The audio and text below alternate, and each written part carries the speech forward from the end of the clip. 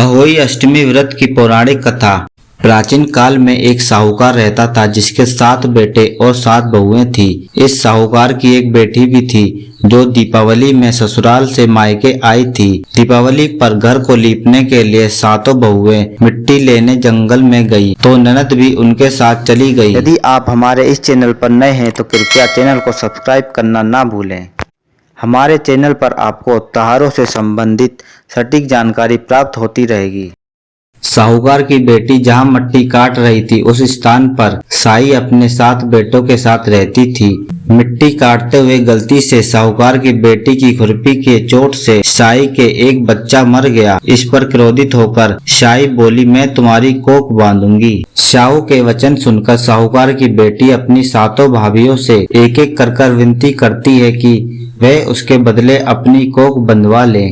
सबसे छोटी भाभी ननद के बदले अपनी कोख बंधवाने के लिए तैयार हो जाती है। इसके बाद छोटी भाभी के जो भी बच्चे होते हैं वे 7 दिन बाद मर जाते हैं। 7 पुत्रों की इस प्रकार मृत्यु होने के बाद उसने पंडित को बुलवाकर इसका उपाय पूछा। पंडित ने सुरई गाय की सेवा करने की सलाह दी। सुरई सेवा से प्रसन्न होती है और उसे श्याऊ के पास ले जाती है। रास्ते में थक जाने पर दोनों आराम करने लगते हैं। अचानक साहूकार की छोटी बहू की नजर एक ओर जाती है। वह देखती है कि एक सांप गरुड़ के बच्चे को डसने जा रहा है और वह सांप को मार देती है।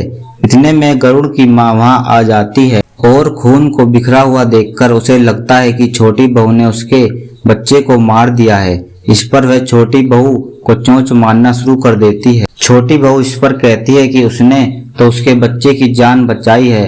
गरुड़ की माँ इस पर खुश होती है और सुरई सहित उन्हें श्याऊ के पास पहुंचा देती है। वहाँ श्याऊ छोटी बहू की सेवा से प्रसन्न होकर उसे 7 पुत्र और 7 बहू होने का आशीर्वाद देती है। श्याऊ के आशीर्वाद से छोटी बहू के घर पुत्र और पुत्रवधियों से हरा भरा हो जाता है। अहोई का अर्थ एक यह भी होता है अनहोनी को होनी में बनाना और किसी अप्रिय अनहोनी से बचाना।